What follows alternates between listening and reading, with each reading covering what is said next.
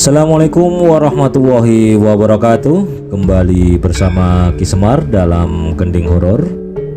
Malam ini aku akan mengajak kalian memasuki sebuah kisah yang begitu kelam. Sebuah legenda modern yang berdiri megah namun sunyi. Tempat yang namanya saja sudah membuat bulu kuduk berdiri.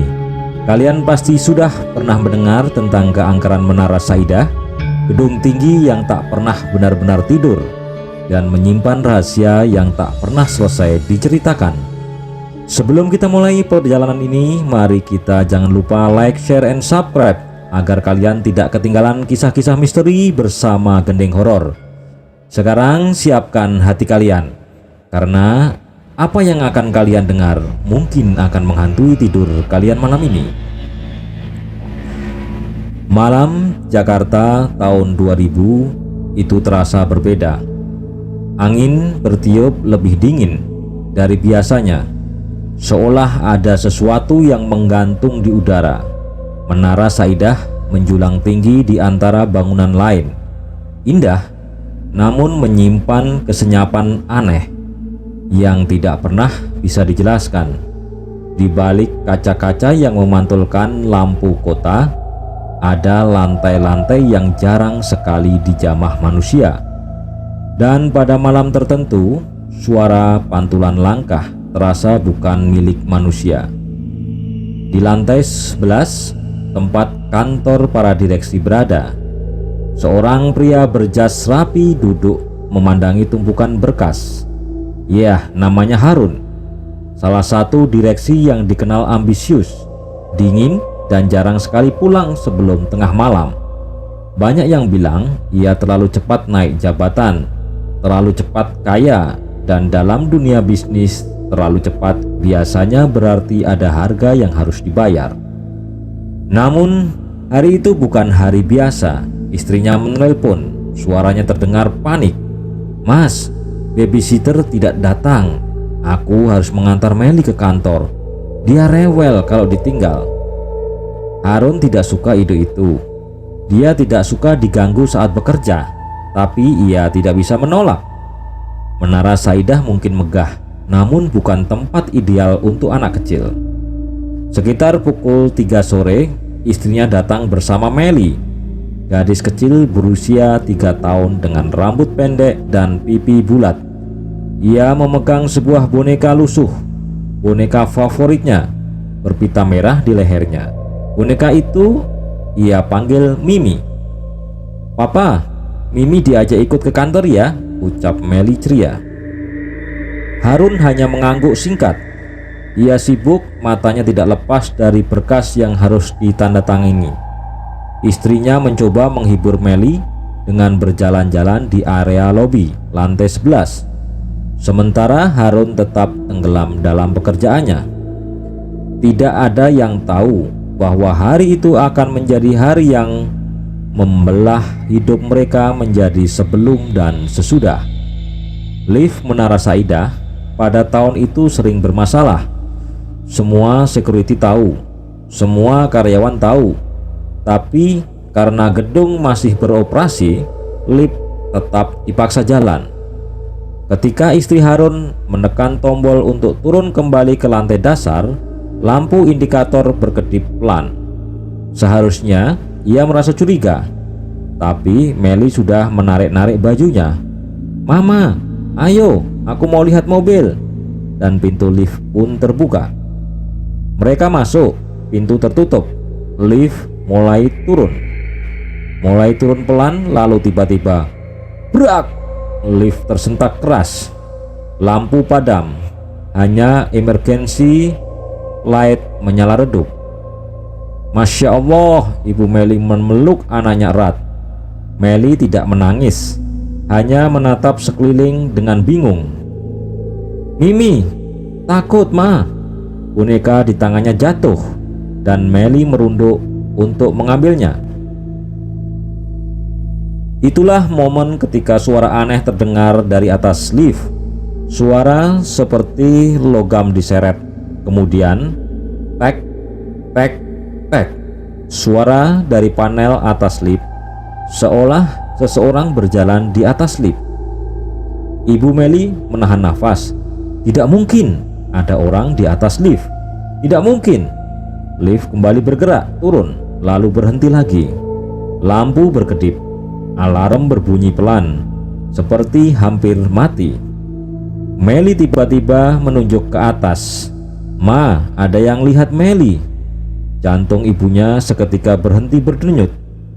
"Kamu lihat apa, sayang?" Meli tersenyum kecil. "Temannya Mimi." Sebelum ibunya sempat bertanya lagi, brak! Lift anjlok sejauh 1 lantai. Ibu Meli terlempar ke dinding, tubuhnya terbentur keras. Meli terjatuh, namun masih memegang bonekanya. Lift tentu turun, tersentak-sentak. Emergency brake aktif tapi gagal. Dari atas terdengar suara ketukan, seperti ada yang memukul panel lift dari luar. Benturan terakhir terjadi begitu keras sehingga memecah keheningan seluruh lorong. Lift jatuh dari lantai 5 ke lantai 3 sebelum akhirnya tersangkut dan berhenti total. Ibu Meli pingsan. Meli tidak bergerak. Ketika tim keamanan membuka paksa pintu, mereka menemukan pemandangan yang tidak pernah mereka lupakan. Ibu Meli masih hidup, patah tulang dan berdarah, tapi masih bernafas. Dan Meli sudah tidak bernyawa. Tubuhnya kecil, tergeletak dengan kepala miring. Boneka Mimi berada di sampingnya seolah sedang menemaninya pergi. Harun tiba di rumah sakit dengan wajah pucat. Namun bukan kepedihan yang tampak pertama kali di matanya, melainkan ketakutan.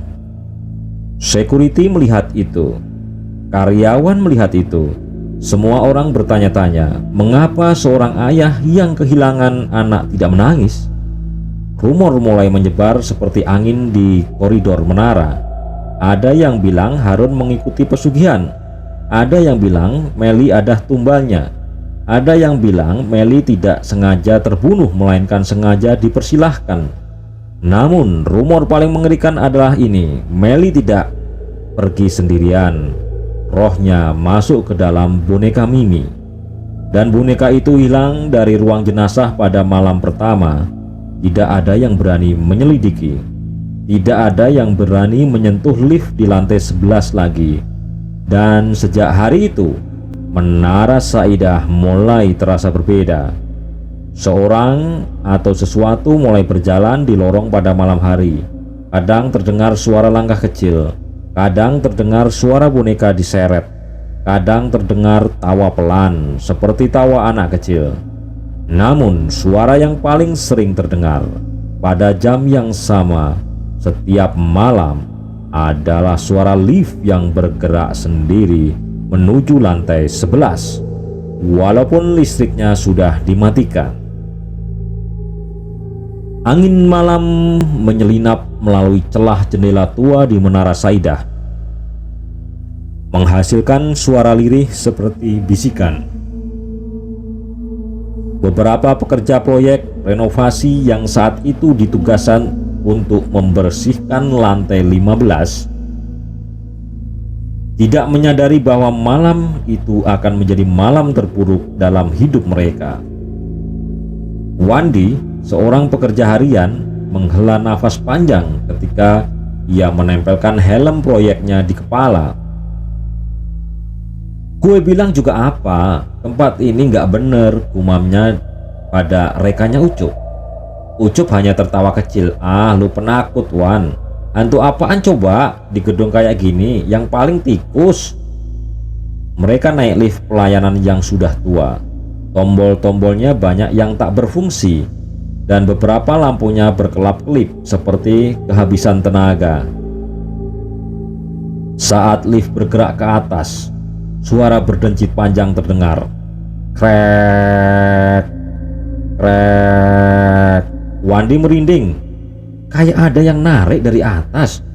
"Udahlah," kata Ucup sambil menepuk bahunya. "Fokus kerja. Dapat uang baru kita balik." Tapi sebelum lift tiba di lantai 15, lampu tiba-tiba mati. Gelap total. Wandi menahan nafas. Ia bisa mendengar jantungnya berdiri berdetak Keras suara sesuatu, seperti sesuatu basah yang menetes, mulai terdengar. Tik, tik, tik. Tetesan air, tanya Ucup mencoba tetap tenang. Namun mereka berdua tahu itu bukan suara air. Ketika lift kembali nyala, cahaya remang mengungkap sesuatu di sudut plafon lift. Sebuah noda merah tua yang memanjang seperti bekas seretan. Wandi terpaku. Noda itu seperti baru saja muncul. Gak ada, bisiknya. Namun Ucup menepis perasaan tidak enak itu. Ayo turun. Lift berhenti di lantai 15, bukan di lantai 16. Pintu lift terbuka perlahan. Sret. Udara dingin keluar dari nafas dan di ruang gelap itu. Ini bukan lantai kita, kata Wandi. Loh, tombolnya kepencet sendiri. Ya, Ucup menekan tombol itu. Namun sebelum pintu tertutup, mereka mendengar suara kecil, suara anak kecil datang dari kegelapan. Mama, Mama. Wandi membeku. Lu dengar? Ucup menelan ludah. Iya, suara itu kembali terdengar. Tapi kali ini lebih dekat. Boneka Meli jatuh. Boneka Meli mau balik. Tiba-tiba di ujung lorong lantai 14 yang gelap, terdengar suara sesuatu diseret, perlahan-lahan mendekat. Srek, srek, srek. Seperti kain berat atau mainan dengan kaki yang tidak sempurna. Wandi panik, menekan tombol pintu berulang-ulang. Tutup, tutup. Lift menutup dengan lambat, terlalu lambat.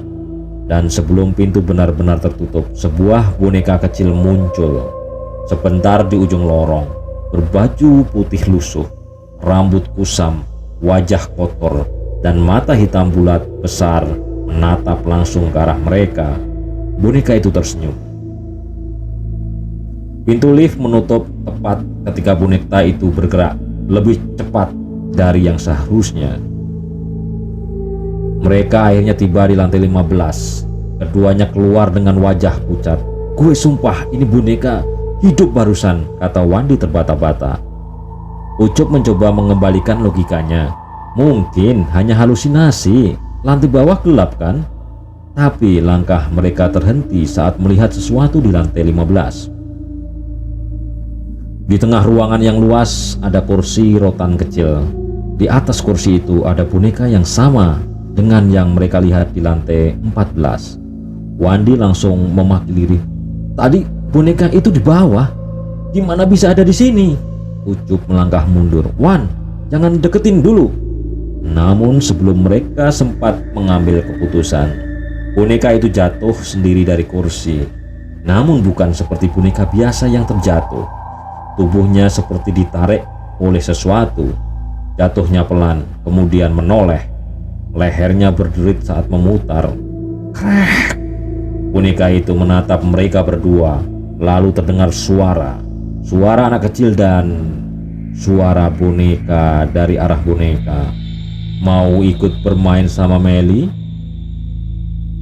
Lampu seluruh lantai 15 padam. Gelap menelan ruangan. Suara kaki kecil berlari mengitari mereka. Tawa kecil, namun bukan tawa bahagia, melainkan tawa gelap seorang anak yang terperangkap antara dunia manusia dan dunia lain. Wandi dan Ucup ketakutan setengah mati. Tolong, teriak Wandi.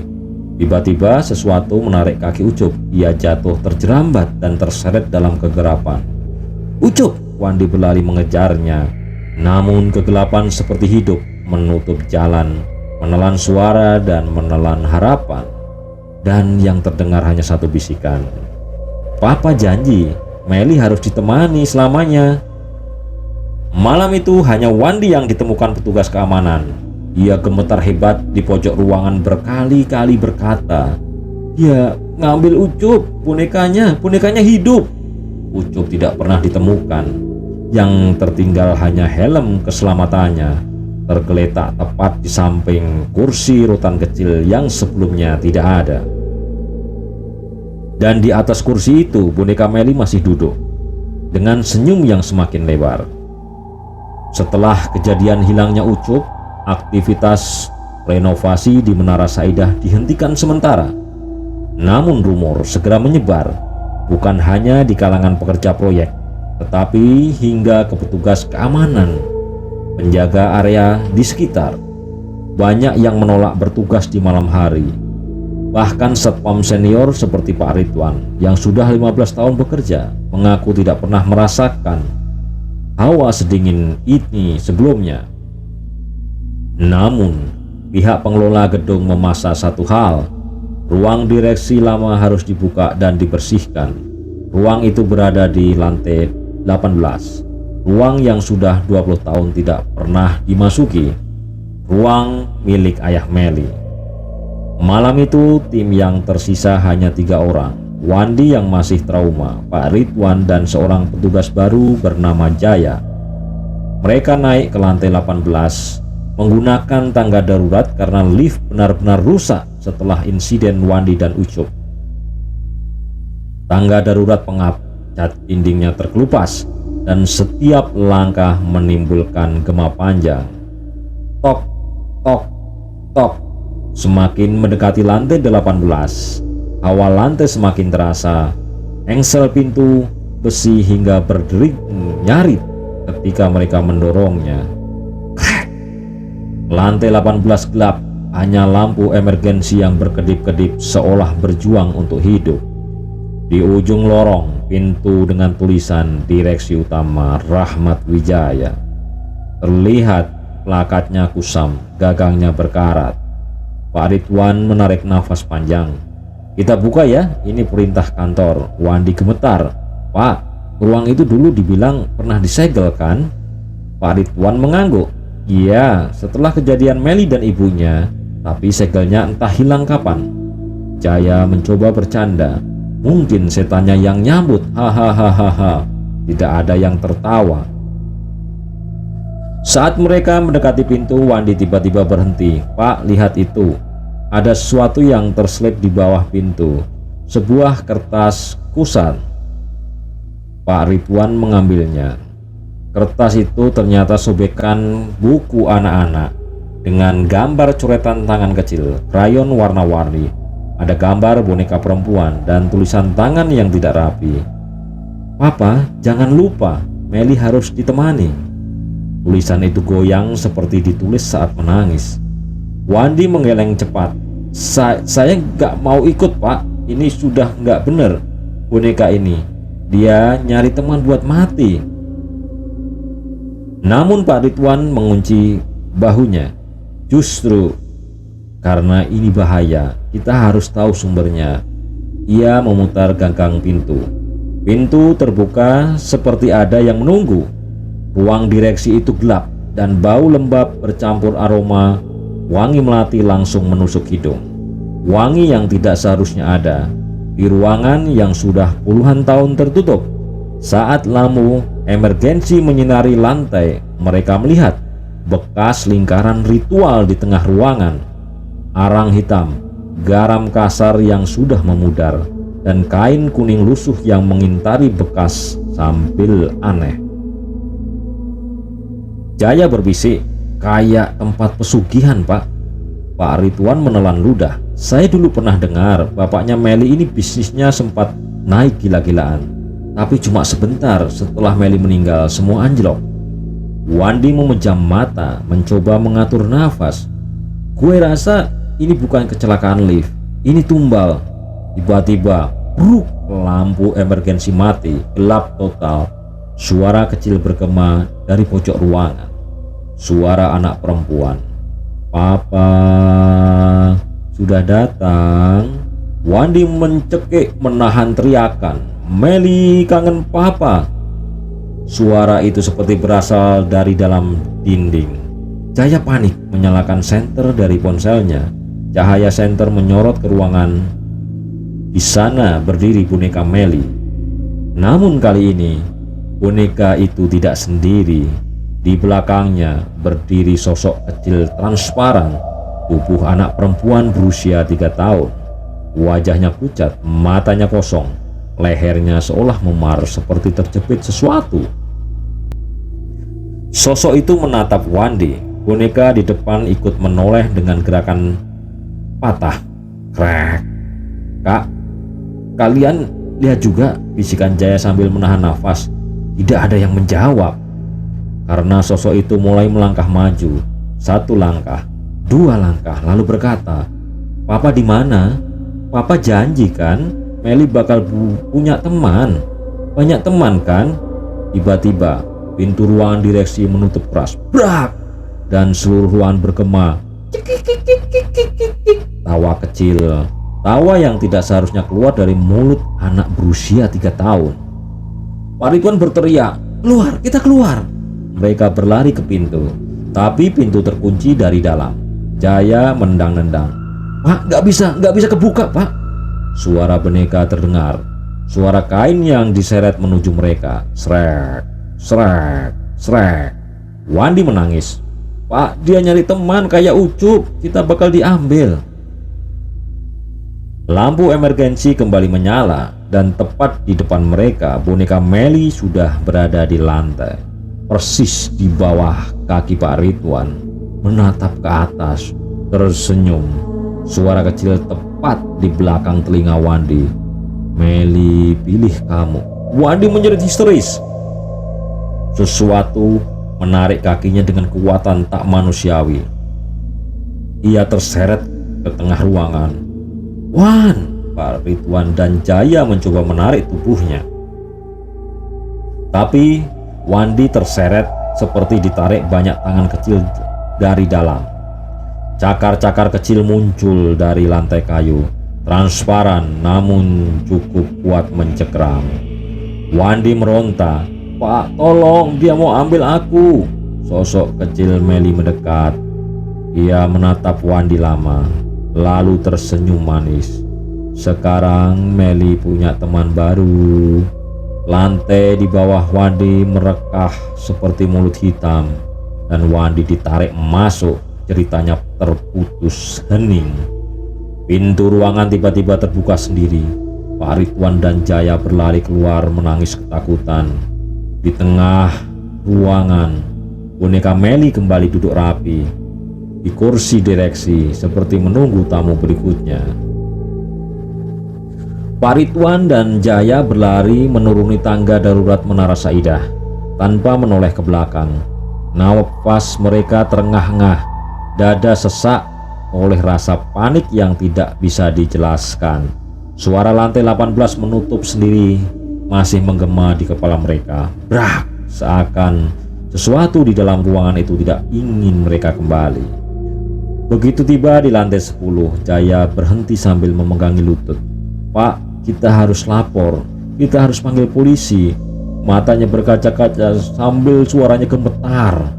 Namun Pak Ridwan hanya berdiri terpaku. "Kamu pikir polisi akan percaya dengan laporan kita? Kamu pikir ada laporan teman saya ditarik setan ke lantai? Di formulir kantor polisi ada." Jaya terdiam.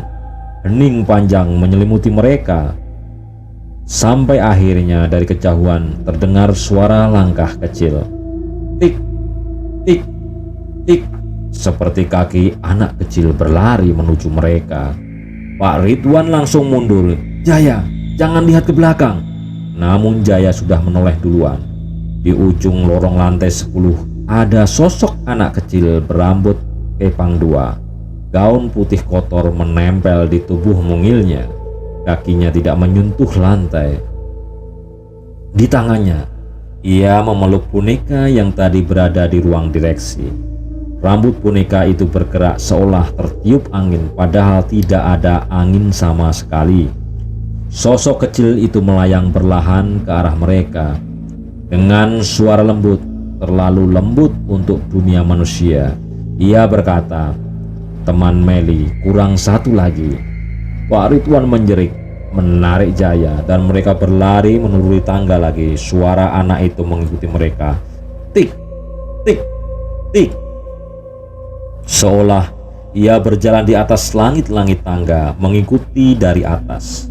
Mereka berhasil mencapai lobi yang gelap dan kosong. Lampu gedung menyalakan hanya 20% untuk hemat energi. Sudut ruangan dipenuhi bayangan, dan dari bayangan itu seolah ada mata kecil mengintip mereka. Jaya menangis. "Pak, kita harus keluar. Tolong Pak, saya nggak mau mati Pak. Saya nggak mau jadi tumbal Pak." Pak Ridwan menariknya menuju pintu keluar. Tapi saat mereka mendekat, pintu otomatis tiba-tiba membuka sendiri, seolah menunggu. Dan di balik pintu mereka melihat sesuatu yang tidak masuk akal. Hujan darah. Bukan hujan biasa. Butiran darah gelap menetes di langit, membasahi area parkir. Tanah dan aspal berubah warna seperti genangan daging. Jaya terhuyung. "Pak, ini apa?" Pak Ridwan menutup mulutnya, menahan mual. Inilah harga pesugihan yang harus dibayar. Tiba-tiba, tok, tok, tok. Seorang mengetuk kaca pintu lobi dari luar. Perlahan, kepala seorang pria muncul dari balik kaca. Bukan berdiri, bukan berjalan, menggantung. Seolah ada tali di lehernya, walau tidak terlihat. Kepalanya terkulai ke samping, matanya masih terbuka menatap mereka. Itu adalah wajah yang mereka kenal. "Ucup!" bisik Jaya. Pria yang mereka kira sudah hilang sekarang menggantung di luar pintu. Lalu perlahan tubuh Ucup terangkat lebih kecil, seperti ditarik oleh sesuatu yang tidak kasat mata. Lalu, blar! Jendela pecah seketika. Tubuh Ucup jatuh ke lantai lobi, berlumuran darah. Tulang-tulangnya patah seperti digiling. Namun Ucup bangkit. Bukan sebagai manusia, ia berdiri di leher terkulai, matanya kosong, mulutnya bergerak, tapi bukan suara manusia yang keluar. Meli belum selesai. Jaya menjerit dan jatuh tertunduk. Pak Ridwan menariknya menjauh. Namun sebelum mereka sempat lari, terdengar suara pintu lift tua menyala lagi. Ting! Lampu indikator menunjukkan lantai 18. Pintu lift bergeser terbuka. Di dalam kosong hanya ada boneka Meli duduk sendirian di lantai lift. Boneka itu menatap mereka dengan wajah mata hitam kosong. Lalu lampu seluruh lobi padam, gelap. Sebuah suara menggema dari setiap sudut gedung. Suara seorang pria dewasa dalam bergetar. Bukan suara manusia biasa. "Aku melanggar janji." Meli marah. Ia mengambil semuanya dan sekarang dia ingin pulang. Lampu-lampu berkedip. Suara lift bergerak turun lantai demi lantai. 18, 17, 16. Pak Ridwan berbisik dengan suara gemetar. "Jaya, itu bukan suara Ucup, itu suara ayah Meli." Lift berhenti di lantai 1. Ting! Pintu terbuka. Di dalam lift bukan hanya boneka Meli, ada sosok lain, ayah Meli. Namun wajahnya hancur, mata cekung, tubuhnya hangus seperti terbakar. Ia menatap Pak Ridwan dan Jaya lalu tersenyum. "Anakku butuh keluarga." Suara Meli muncul dari belakang mereka. "Temani Meli ya." Dan tiba-tiba seluruh gedung menutup bersamaan. Brak! Boneka Meli menatap mereka dan semua lampu padam. Suara pintu yang menutup serempak masih menggema di seluruh gedung Menara Saidah. Pak Ridwan dan Jaya berdiri terpaku di depan lift. Napas mereka tersengal, tubuh gemetar tak terkendali. Boneka Meli kini berada di tempat ambang pintu lift. Ia tidak bergerak, namun kepala boneka itu tampak sedikit miring, seolah sedang memandang mereka dengan rasa sayang yang keliru. Rasa sayang milik sesuatu yang bukan manusia lagi. Di belakang boneka itu, sosok hitam sang ayah, direktur yang dulu mencari pesugihan, mencondongkan tubuhnya keluar. Betisnya hilang, seolah terbakar. Dadanya berlubang besar dipenuhi bekas simbol ritual. Namun matanya menatap Jaya dan Ridwan seperti seorang ayah yang sedang menilai calon pengantin anaknya.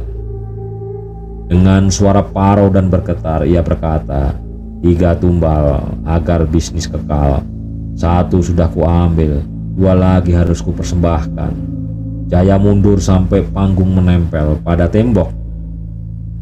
Pak Ridwan, saya nggak mau mati, saya nggak mau. Tapi suara kecil Meli terdengar di belakang mereka. Bukan di lift, tidak, lebih dekat, sangat dekat. Jangan lari, jangan lari. Temani Meli. Pak Ridwan membalikkan badan dan ia melihat sesuatu yang membuat jantungnya seakan berhenti. Ada 2 Meli, 1 di lift, 1 di lorong belakang mereka, berdiri tanpa boneka, rambut terurai panjang, mata melotot merah, mulut robek hingga ke pipi. Jaya menjerit, "Pak, dia di belakang kita!" Boneka Meli di lift jatuh tiba-tiba ke lantai dan kepala boneka itu berputar sendiri menghadap Jaya. Mata boneka itu dulu polos, kini berubah menjadi hitam penuh. Ayah Meli mengangkat tangannya yang sebagian tinggal tulang. Kalian berdua sempurna. Listrik seluruh lantai padam, gelap, hanya suara langkah kecil yang melingkari mereka. Dan setiap arah Jaya panik, meraba-raba lantai dengan tangan yang gemetar. "Pak, pegang tangan saya, jangan lepaskan." Pak Ridwan meraih tangan Jaya, tapi hanya menderit keras, menjerit begitu keras sekali. "Pak, itu bukan tangan Bapak." Lampu emergensi berkedip dan mereka melihatnya. Jaya sedang memegang tangan kecil milik Meli, dan tangan itu tidak memiliki kulit, hanya daging merah licin yang meneteskan darah segar ke lantai. Pak Ridwan menarik Jaya sekuat tenaga. Terlambat. Meli yang tanpa kulit itu meloncat ke tubuh Jaya, memeluknya dari belakang seperti anak kecil minta digendong. Namun pelukan itu berubah menjadi cengkeraman maut. Jaya tersungkur ke lantai, tubuhnya kejang-kejang, dan punggungnya muncul banyak tangan kecil merayap naik ke lehernya. "Pak, tolong Pak, jangan biarkan aku mati." Satu tangan kecil meraih rahang Jaya dan membelahnya. Teriakan terakhir Jaya terputus, berubah menjadi garger basah. Pak Ridwan mundur tidak percaya. Lututnya gemetar. Ia mendengar suara lain di ujung lorong. Suara lift bergerak naik sendiri. Ting! Lampu lantai 18 menyala. Ayah Meli berbisik, "Sampai di atas, semua selesai." Dan tiba-tiba tubuh Jaya yang sudah dimutilasi terangkat sendiri seperti boneka kain yang ditarik benang dan masuk ke dalam lift. Lift menutup. Ting! Lampu indikator bergerak naik. Pelan pasti. 10, 11, 12, 13. Pak Ridwan mulai berlari menuju tangga. Ia tidak peduli apapun lagi, hanya ingin keluar hidup-hidup. Namun saat ia menuruni tangga, ia melihat dirinya sendiri. Dari bawah tangga muncul sosok yang bentuknya persis seperti dirinya, dengan wajah gelap, tubuh gemetar, mata hitam seluruhnya. Sosok itu tersenyum seperti kaca retak. Tugas terakhir belum selesai. Ayah Meli butuh satu lagi. Pak Ridwan berbalik naik tangga. Tangga terasa semakin sempit, seolah menutup diri. Tiba di lantai 18, ia menendang pintu keluar tangga, dan ia melihat mereka yang pernah ia bayangkan. Lantai 18 berubah menjadi ritual. Dinding penuh tulisan merah, bau darah segar di setiap sudut. Di tengah ruangan, boneka Meli duduk di atas lingkaran simbol. Di sampingnya tubuh Jaya tergantung tanpa wajah. Ayah Meli di belakang boneka itu, dan Meli versi manusia tanpa kulit berjalan ke arah Pak Ridwan sambil tersenyum. Ayah Meli mengangkat tangannya. Tumbal terakhir. "Kau!" Lampu padam, suara tulang patah terdengar, dan menara Saidah kembali sunyi. Beberapa minggu kemudian, petugas keamanan menemukan sejumlah barang milik pribadi Pak Jaya dan Pak Ridwan. Dompet, kartu identitas, sepatu di lantai 18 menara Saidah. Tidak ada jasad yang ditemukan, hanya sebuah boneka kecil bernama Meli, dan selalu berpindah tempat setiap malam. Dan sampai hari ini di atas lantai yang sudah ditutup puluhan tahun itu masih terdengar suara tawa anak kecil. Dan suara lift bergerak naik sendiri menuju lantai 18. Menara Saidah kembali sunyi setelah semua kejadian itu. Petugas keamanan yang bertahan malam itu mengaku melihat cahaya merah redup bergerak di lantai yang seharusnya sudah tidak memiliki daya listrik. Sejak peristiwa boneka Melly tiba-tiba muncul kembali di ruangan kontrol, padahal sebelumnya sudah terbakar. Semua orang sepakat untuk tidak lagi menyentuhnya. Boneka ini kini disimpan di ruangan arsip gedung terkunci rapat dengan 3 gembok berbeda. Namun meski disembunyikan, suara tawa kecil tetap sering terdengar dari balik pintu baja, seperti anak perempuan yang sedang bermain sendirian dalam gelap. Mereka yang nekat memeriksa rekaman CCTV lantai atas lalu melihat hal yang sama. Sosok kecil bergaun putih berdiri di lorong sempit, rambut panjang menutupi wajah, menggendong boneka yang seharusnya tidak ada lagi. Dan setiap kali kamera mendekat, gambar menjadi gemetar lalu mati total selama beberapa detik, meninggalkan noise gelap yang seakan sedang menatap balik. Kisah tentang Melly kini menjadi rahasia terbuka di antara pekerja dan penjaga Menara Saidah. Tidak ada yang tahu apakah Melly benar tumbal pesugihan atau hanya arwah anak yang tidak rela meninggalkan dunia. Yang pasti ia tidak pernah pergi, tidak dari gedung itu, tidak lari dari boneka itu. Sampai hari ini seseorang melewati Menara Saidah saat malam sudah larut, kadang melihat siluet kecil di balik kaca lantai atas dan berdiam diri menggenggam sesuatu. Jika kau melihatnya, jangan menatap terlalu lama, karena Melly bisa saja merasa kau ingin bermain dengannya, dan Melly selalu ingin menjadi teman baru. Selesai.